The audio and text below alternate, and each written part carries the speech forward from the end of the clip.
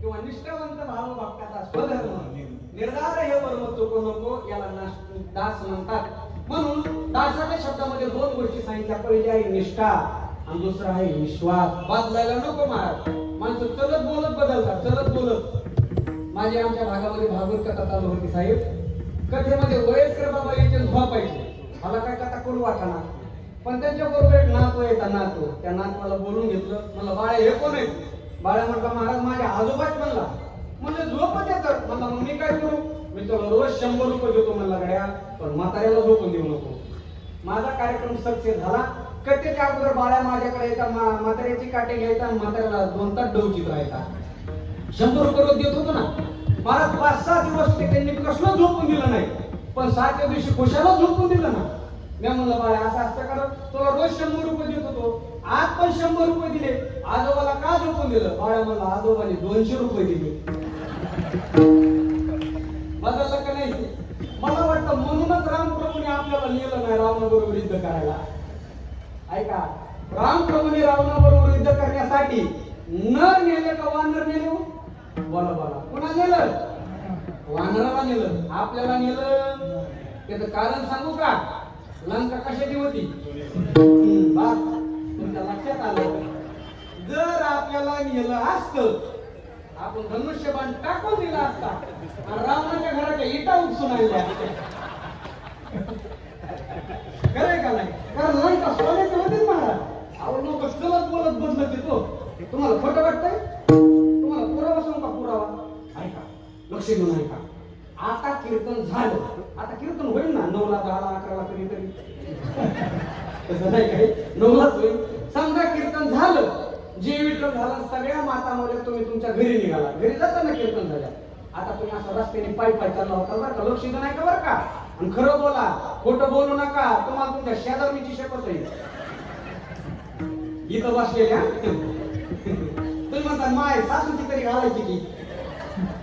इथून घरी निघाला घरी आणि अचानक त्या रस्त्याने चालला होतात ना, त्या रस्त्याच्या दोन्ही बाजूला 2 मूर्त्या पडलेल्या दिसल्या. एका बाजूला रावणाची, एका बाजूला रामाची. उजव्या बाजूला होती रामप्रभूची आणि डाव्या बाजूला होती रावणाची. खरं सांगा तुम्ही पटकन मूर्ती कोणाची उचलून घेणार? बोला, रामाची. बरोबर का नाही? फक्त फरक एवढा होता, रामप्रभूची मूर्ती होती दगडाची आणि रावणाची मूर्ती होती सोन्याची. खरं बोला वय माय साखरेची शपथ. आता गप्पच झाल्या म्हणजे आमदार साहेब कसं खोटं बोला. आता कुणाची घेणार? रावणाची. नाही नाही नाही, रावणाची घेणार. किती नाही म्हणू द्या आमदारात. अहो सप्त्यामध्ये 10 रुपयाची नोट जर पडली ना मंडपामध्ये, लोक नोट उचली त्याचं म्हणजे ही नोट कुणाची? घेऊन जा. आणि तिथं 500ची पडलेली असू द्या बरं, लगेच पाहिजे ते पटकन तुमची घालते. याला निष्ठा म्हणत नाही. दासाच्या अंतःकरणामध्ये निष्ठा प्रेम असतं. तुकोबाराय म्हणतात आम्ही त्याचे दास झालो बरं का. म्हणून मनव हरीचे दास. आणि दुसरा शब्द सांगितला विश्वास. विश्वासाला फार म्हणतोय महाराज. किती म्हणतो ऐका. विश्वास असला की काही भेटतं. वयाच्या 7व्या वर्षी शबरी मातेचा विवाह ठरला होता. शबरी मातेचा भिल्ल समाजामध्ये जन्म झालेला. मनुष्याच्या जीवनामध्ये जातीला महत्व नाही, मनुष्याच्या जीवनामध्ये कर्माला महत्व आहे. महाराज रावण ब्राह्मण कुळाचा होता पण राक्षस होता. लक्षात असू द्या. रावणाचा कुळ ब्राह्मण नव्हतं पण राक्षस होतं. शबरी माता भिल्ल समाजाची होती पण अधिकार एवढा, रामप्रभूने तिची उष्टी बोरं खावली. माणूस कर्माने सिद्ध होत असतो, जातीने धर्माने सिद्ध होत नाही. शबरी मातेचा 7व्या वर्षी विवाह ठरला. 7 बकऱ्याची दावण बांधलेली होती. वडिलांना विचारलं बाबा ही बकरी कशासाठी? शबरी उद्या तुझा विवाह आहे आणि 7 बकऱ्याची उद्या कत्तल आहे. महाराजच्या तुझ्या विवाहाला बळी द्यायचा आहे. शबरीने विचार केला एका विवाहासाठी 7 बकऱ्याचं जीवन जात असेल तर मला लग्नच करायचं नाही.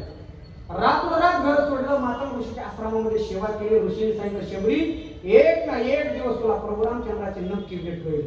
तारीख सांगितली नाही, वार नाही, तिथी नाही, काहीच सांगितलं नाही. पण विश्वास ठेव एक ना एक दिवस प्रभू रामचंद्राची भेट होईल एवढा शबरीचा विश्वास. ऐका बरं का. 7 वर्षाची शबरी 20 वर्षाची झाली, देव भेटायला आले नाही. शबरी आता 50 वर्षाची झाली तरी सुद्धा देव भेटायला आले नाही. शबरी आता 70 वर्षाची झाली. कमरेचं कुबड पाठीमाग आलं, डोळ्यांना दिसायला धुरकट झालं, साडीचं रूपांतर लुगड्यात झालं, हातामध्ये काटे आली. शबरीचं शरीर थरथर करत होतं, पण वाट त्याच विश्वासाने बघत होती. आता शबरी 75 वर्षाची झाली होती. रोज पहाटे 3 ला उठायची. बरं का, 3 ला उठायची. त्या ऋतूतून फळं तोडायची. या वाटेने माझे प्रभू येतील, त्या वाटेला फुलं टाकायची. या वाटेने येतील, त्या वाटेला फुलं टाकायची. रोज नित्य नियमाने 3 वाजता उठून शबरी वाट बघत होती. पण आज काय झालं कुणालाच कळालं नाही. पहाटे 3 वाजता उठणाऱ्या शबरीला आज जागच आली नाही. मला सूर्य उगून वर आला, घाबरली. सूर्य उगवला, मला जाग आली नाही. उठतील पहाटे तर काय, या विश्वाचा चालक मालक राम प्रभू शबरीचं मस्तक दाबत होता आणि लक्ष्मण बाया शबरीचे पाय चिपत होता. देव भेटला का नाही?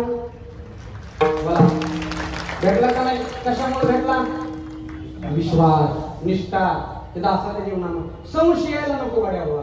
परमार्थ असू द्या नाही तर प्रपंच असू द्या, संशय आला की बिघडलं.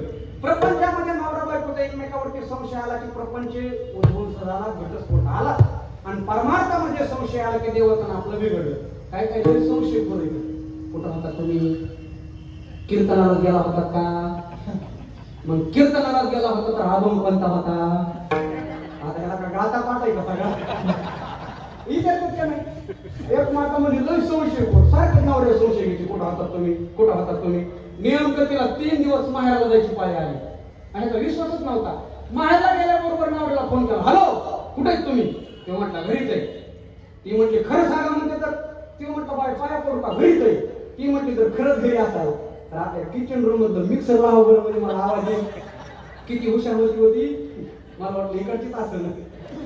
ते मोबाईल चालूच मोबाईल घेऊन किचन रूम मध्ये गेलं, मिक्सर लावलं. एक दिवस कस तरी गेला. दुसऱ्या दिवशी उठल्या पण हॅलो कुठे आहेत तुम्ही? ते म्हटलं घरीच आहे. खरं सांगा? ते म्हटलं बाई घरीच आहे ना. मग लावा बरं मिक्सर. दुसऱ्या दिवशी गेला, मिक्सर लावला. भर असे 2-3 दिवस गेले. तिसऱ्या दिवशी तिने फोन बिन केला नाही. ती डायरेक्ट घरी आली. माहेरून घरी आली ना. घरी आल्याच्या नंतर तिचा थोरला मुलगा पप्या अंगणामध्ये गोट्या खेळत बसलेला होता. पप्पाने केलं, पप्या तुझा बाप कुठे गेला? तो मला पप्पा ना 3 दिवस झालं मिक्सर घेऊन गेले, ते अजून आलेच नाही.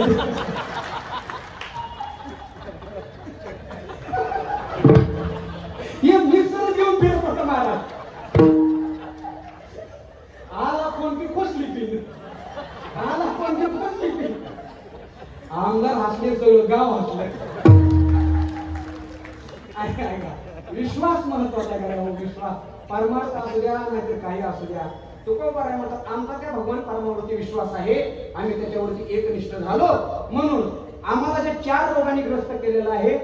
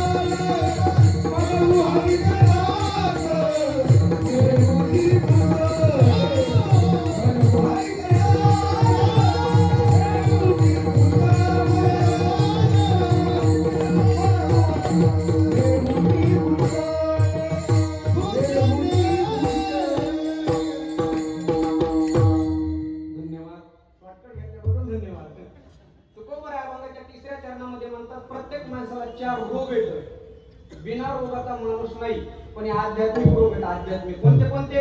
आस, भय, लाज आणि चिंता.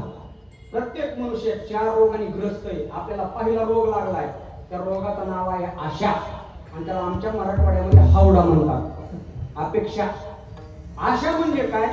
10 मजली घर बांधल्याच्या नंतर 11व्या मजल्याचे गज, त्याचं नाव आशा. महाराज, आज वर्तमान काळामध्ये माणसं सुखाने जगायला तयार नाहीत. लक्ष देऊ नये का? माणसाला सतत चिंता आहे भूतकाळातील, भविष्य काळातील. भविष्यात काय होईल? अरे आज आहे ना, आज पुरणपोळीचं जेवण आहे, ताटात आहे, पण उद्या भेटन का नाही हा विचार करून आहे ते सुद्धा खात नाही. तुकोबाराय म्हणतात, गड्या असं करू नका. ही तुकोबारायची भाषा आहे. तुकोबाराय म्हणतात, आपण केले आपण खाईल, आणि तुका वंदी त्याचे पाहिजे. तुम्ही कमवलेलं, तुम्ही केलेलं तुम्ही खा ना. काय काय माणसाला एवढी चिंता आहे, 7वी पिढी काय खाईल, ती खाईल नाही तर उपाशी राहील. आशा. काय काय माणसं एवढे चिकट आहेत महाराज, किती चिकट आहेत, कुठंच परमार्थामध्ये सहकार्य करत नाही. आशा चिकट माणसाचं लग्न झालं. कधी कीर्तन करायले त्यांना गोळाचा खडा ठेवला नाही, गायक आले कधी चहा पाडला नाही. आशा चिकट माणसाचं काय झालं? लग्न झालं. ते मोठ्या शहाणपणाने बायकोला घेऊन मोटरसायकलवर फिरायला गेला. उन्हाळ्याचे दिवस, 43°C तापमान, ही नवीनच नवरी, तिला माहित नव्हता याचा स्वभाव. ते मोटरसायकल घेऊन फिरायला निघलं, असं ऊन पडलं. ती म्हणली, माय लय तहान लागली, 20 रुपयाची पाण्याची बाटली तरी घ्या. ह्याला वाटलं पाण्याच्या बाटलीला 20 रुपये. शिव म्हणला, तिने आयडिया केली. शिव म्हणला, आता 2 किलोमीटर थांब. 2 किलोमीटरवर माझ्या मित्राचं 5 स्टार हॉटेल आहे, आणि तिथं गेल्यावर आपल्याला बासुंदी खायची. हे म्हणजे माय बासुंदी म्हणल्या माझ्या तोंडालाच पाणी सुटलंय. शिव म्हणला, मग तेच सुटलेलं पाणी पी.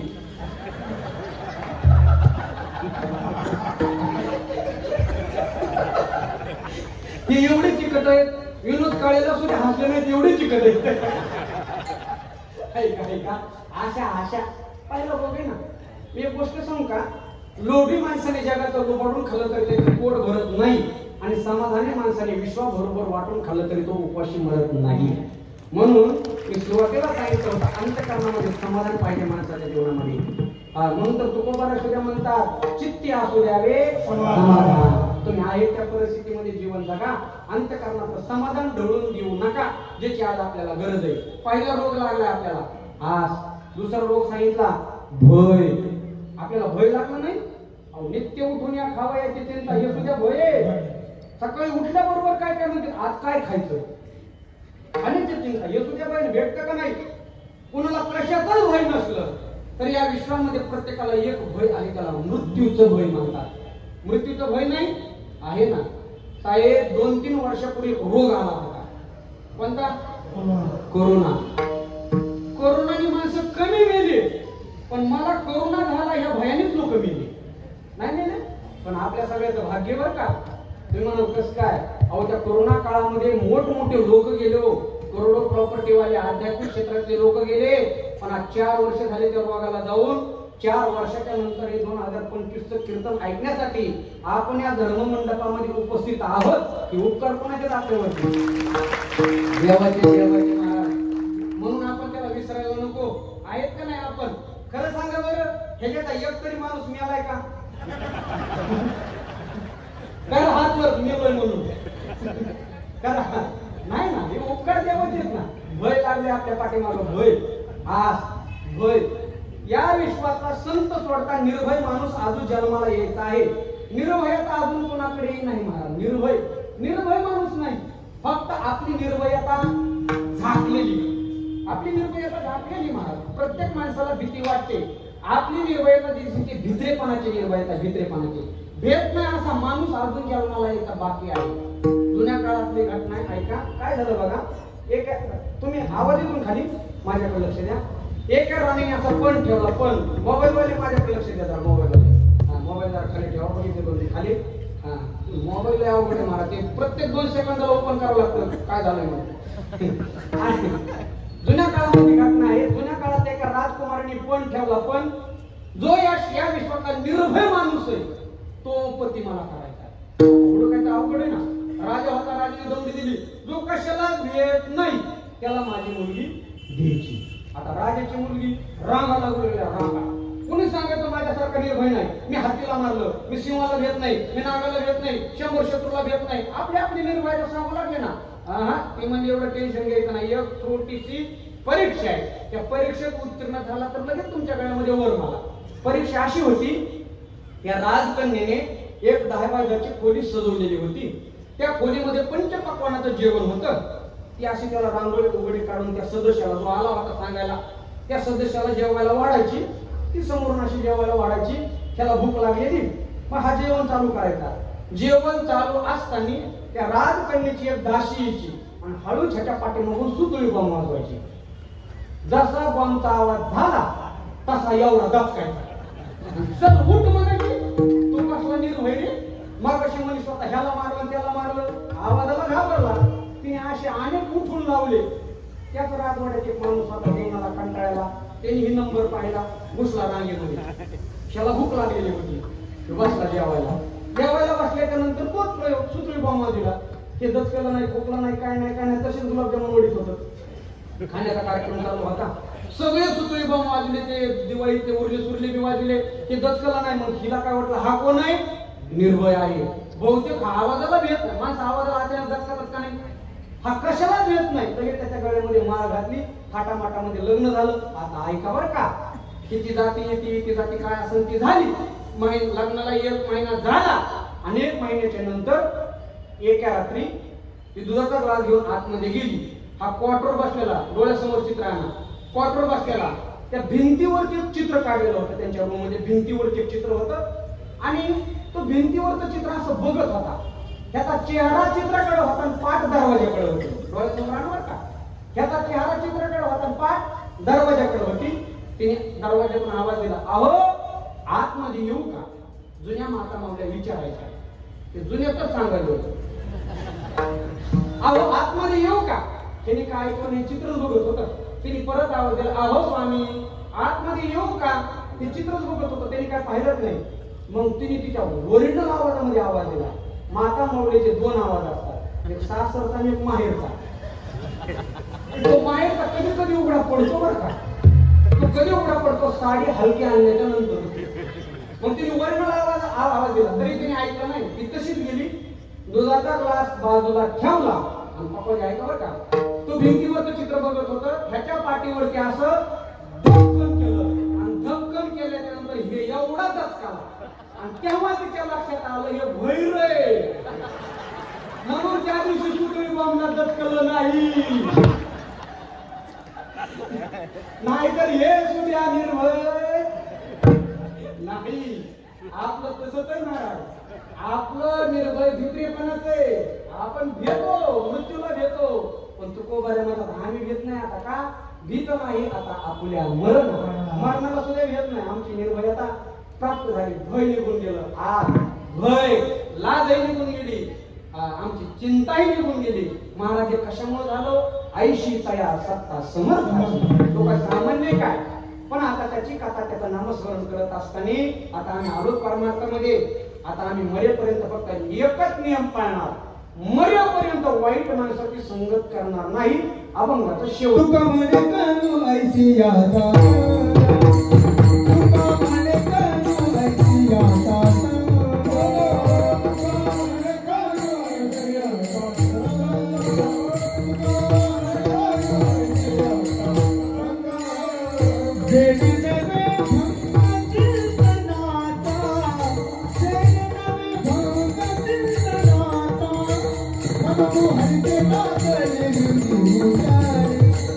मनमोहन के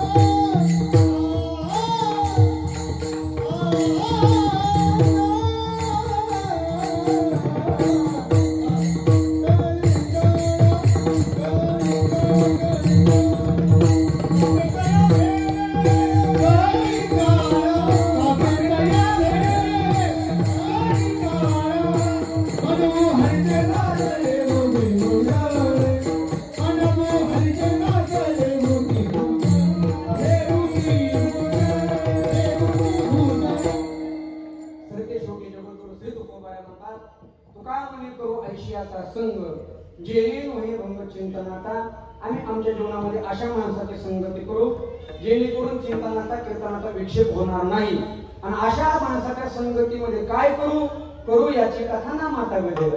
कोणत्या नामाचा गजर करू? एकच महत्वाचं नामस्मरण आहे, त्याचा आम्ही गजर करू. पण त्या भगवान परमात्म्याचा नामाचा गजर असा तसा करता येत नाही. मग त्याच्यासाठी 2 हात वर करायला लागतात. फक्त पुरुष मंडळीने असे 2 हात वर करा. इकडे ते अंधारात तंबाखू द्या टाकून अंधारात केले हातावर इकडचे आजूबाजूचे पुन्हा व्यासपीठावर टाळा वाजवायला केले हातावर राहू द्या काल्याच्या कीर्तनापर्यंत. तुम्ही म्हणता ह्याला कोण घेऊन येते सारखं पुन्हा मोठ्या प्रेमाने त्या भगवान परमात्म्याचं भजन करा. विठोबा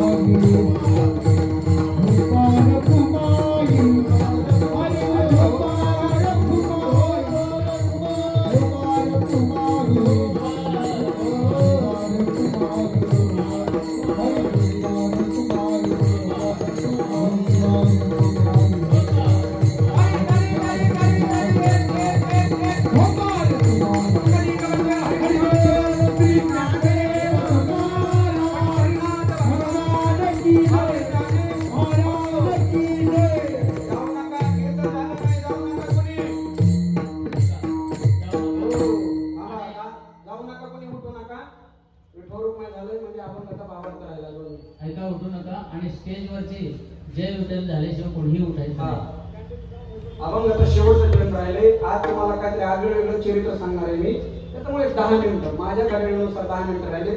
तशी माझी घड्याळ बंद पडती पण आज चालू येईल. ऐका फक्त 10 मिनिटं.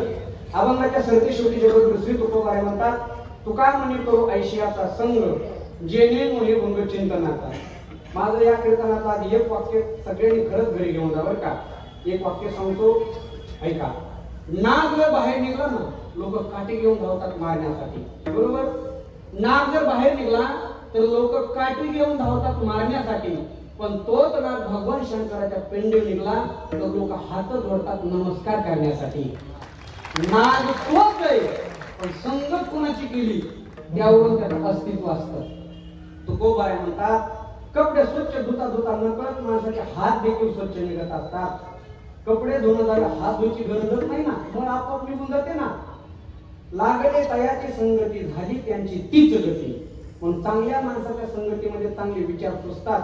म्हणून कधी कधी ना स्वतःचं आत्मपरीक्षण करा. तुम्ही नक्की करा. इथून घरी गेलात ना मनाला विचारा, तुमच्या मनाला तुम्हाला जर रोजच वाईट विचार येत असतील, वाईट वागावं वाटत असेल, वाईट बोलावं वाटत असेल, वाईट खावं वाटत असेल, वाईट प्यावं वाटत असेल बाकी काही करू नका.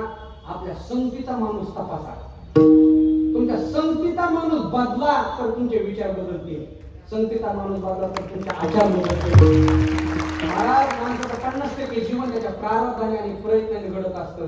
राहिलेलं 50% जीवन तर कोणाच्या संगती यावरून घडत असतं. प्रमाण सगळ्याला पाठ आहे, वेळ नाही.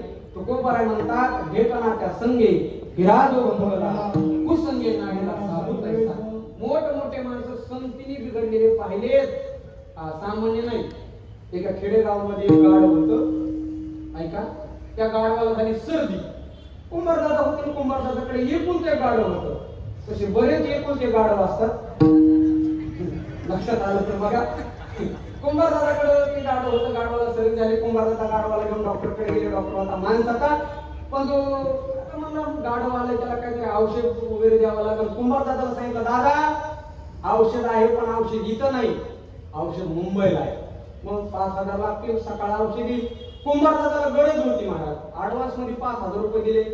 रात्रभर डॉक्टरने विचार केला, औषध काय करावं, औषध काय करावं. गाढवाच्या सर्दीचं औषध अजून मेडिकल तर उपलब्ध नाही, पण डॉक्टर हुशार होता. 5,000 घेतले होते. काही नाही, मला तिकडे चटणी कुटायची. माता मावली चटणी माहिती ना, चटणी आमच्याकडे बुरकी म्हणतात. तिकडे चटणी कुटायची, गाढवाच्या नाकात टाकायची. गाढव ठसकणार, नाक मोकळं होणार. 5,000 आले म्हणतात. किती स्वतः औषध देऊ. सकाळी सकाळी कुंभारदादा आले. म्हणजे औषध आलं का, म्हणजे औषध आलं, पण औषध खतरनाक आहे. अगोदर गाढवाच्या 4 पाय गच्च बांधला. लिंबाचं झाड होतं, 4 पाय गच्च बांधले. डॉक्टरने विचार केला, जर अशी चटणी नाकात फेकली, सगळी फेकल्या नाकात जाईल का चटणी? फेकलेली काय ना, ती डोळ्यावर जाईल, अंगावर जाईल. पुन्हा ते गाढव आहे, लातानी कुठं पाठवून सांगता येत नाही. मग काय केलं त्याला, तर सगळीच्या सगळी चटणी नाकात जाईल. हुशार होता, हुशार होता म्हणून तो डॉक्टर होता. म्हणला ना, लांब नळी घ्यायची, नळीमध्ये चटणी भरायची, तिकून नळी गाढवाच्या नाकात घालायची, एकूण चटणी फुकायची. किती सोपी आयडिया. अशी लांब नळी घेतली, नळीमध्ये चटणी भरली, चटणी नळीमध्ये भरल्यानंतर ईदवर नळी गाढवाच्या नाकात घातली आणि चटणी फुकण्यासाठी डॉक्टर एकूण तोंडात धरली. डॉक्टर एकूण चटणी फुकणार, तेवढ्याच गाढवांचे कोण फुर्र केलं. काय झालं तुमच्या लक्षात आलं ना? आलं का नाही? कुणाचं? आता गाढवाचं नाव त्याच्या गाढवच होतं. जरा डॉक्टरचा विचार करा. 6 महिने आयुष्य मध्ये होता. 6 महिने कशामुळं? संगत. डॉक्टर होता पण गाढवाची संगत केली. म्हणून माणसाला कळावं संगत कोणाची करायची. जंगलामध्ये भांडणं लागले. जंगलामध्ये, गावात नाही, जंगलामध्ये भांडणं. कोणाचे? गाढवाचे, वाघाचे. गाढव म्हणायचं गवत पिवळं, वाघ म्हणायचं गवत हिरवं. आता तुम्ही सांगा, गवत कसं आहे? हिरवं. गाढव का म्हणत होता? पिवळं. जोर जोरात भांडणं. दोघांनी एकमेकावरती केसेस केल्या. आता तिथला न्यायाधीश शिवाच्या कोर्टात भांडण गेलं. बोला काय केस आहे? गाढव म्हणायचं तेच आहे, गवत पिवळंय. वाघ म्हणायचं तेच साहेब, गवत हिरवंय. शिवाने एकदा गाढवाकडे पाहायचं, वाघाकडे पाहायचं. शिवाने सरळ गाढवाच्या बाजूने निकाल दिला आणि वाघाला अटक केलं. वाघाला पण दिसत केलं. वाघ म्हणला, शिव दादा असं असतं काय? आख्या जगाला माहिती गवत हिरवंय, तरी सुद्धा तुम्ही मला अटक केलं. शिव म्हटला, वाघा आख्या जगाला माहिती गवत हिरवंय, तरी सुद्धा तू गाढवा बरोबर भांडत राहिला. आख्या जगाला माहिती गवत हिरवंय, भांडणं सुद्धा पुन्हा सगळं कळावी, हे तरी कळायला पाहिजे माणसाला. अहो, भांडणं शत्रुत्व करण्यासाठी, मैत्री करण्यासाठी जर आपल्या दर्जाचा माणूस पाहिजे. शत्रूवरून सुद्धा आपला मोठेपणा ठरतो. पट्ट्यावधी प्रॉपर्टी वाल्याने गरीबाला हलकट म्हणलं, काय उपयोग आहे मला? तसं माणसाने संगती कोणाची काय हे कळलं पाहिजे. तुकोबाराय म्हणता, तू काय म्हणे करू ऐशी आता संग आणि जेणे मोहे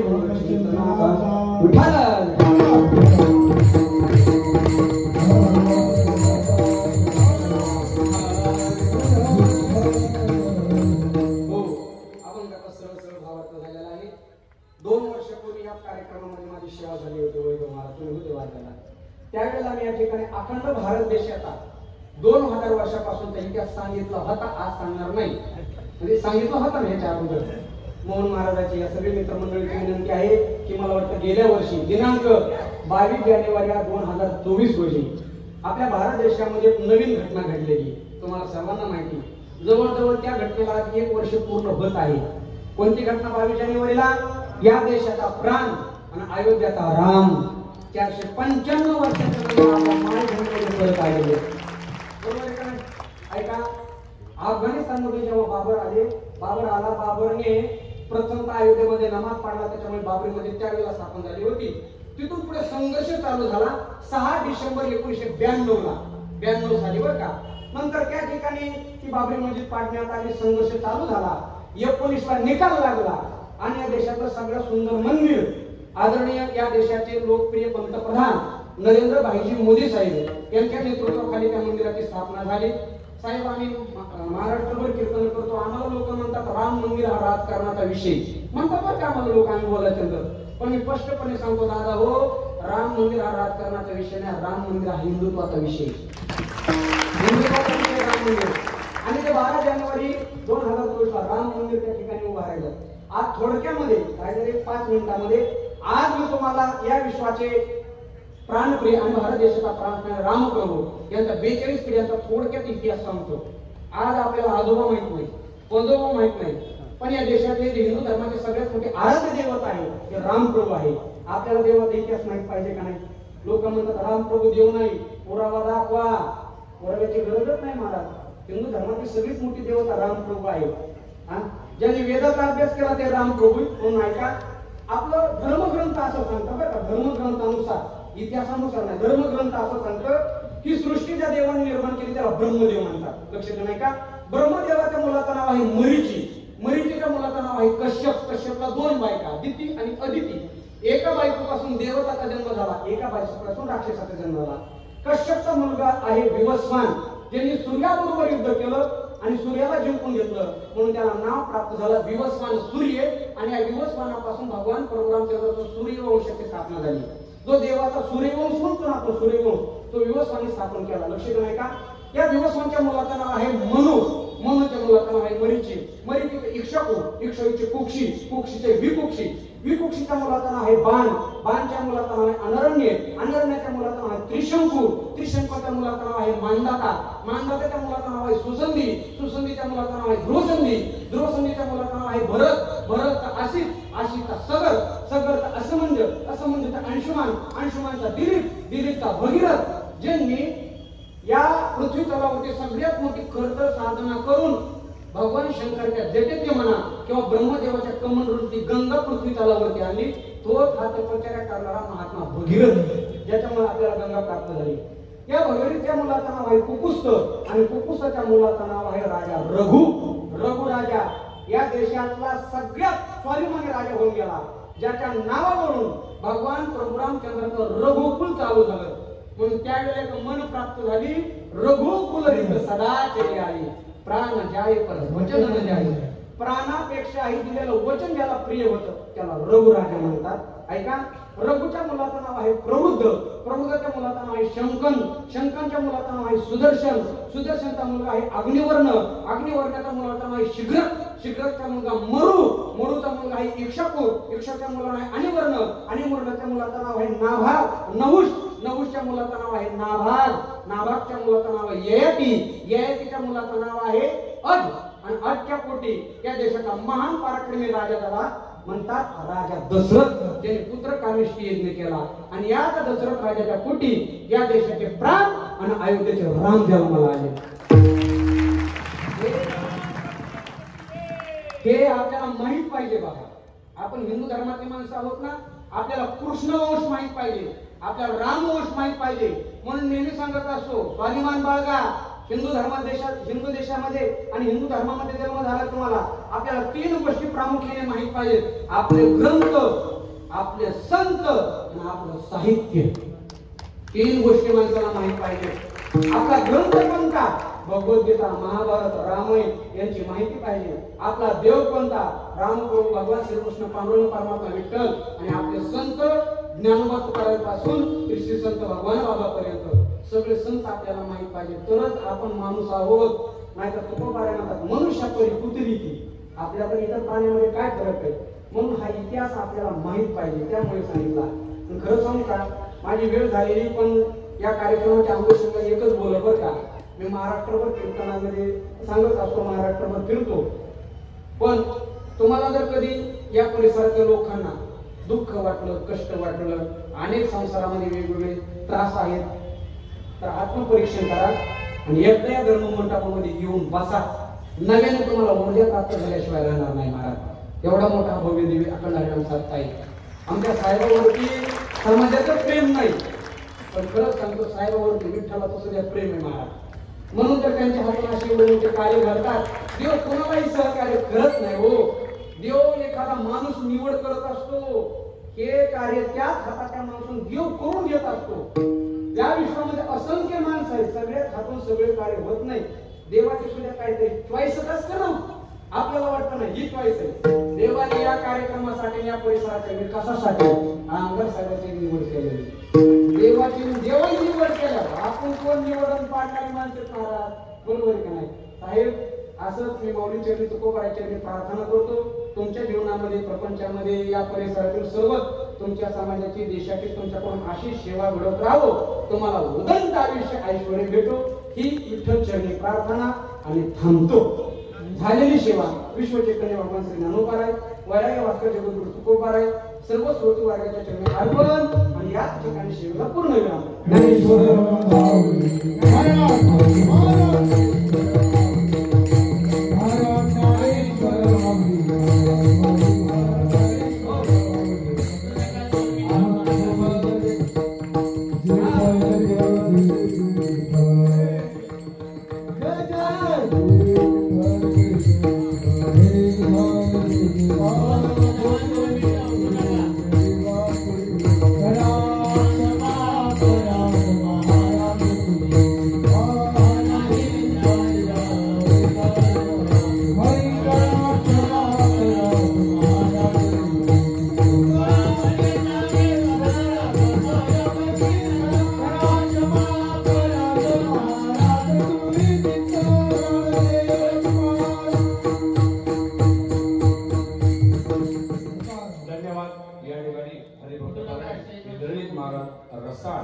सांगले यांनी या ठिकाणी सुंदर असं कीर्तन केलं.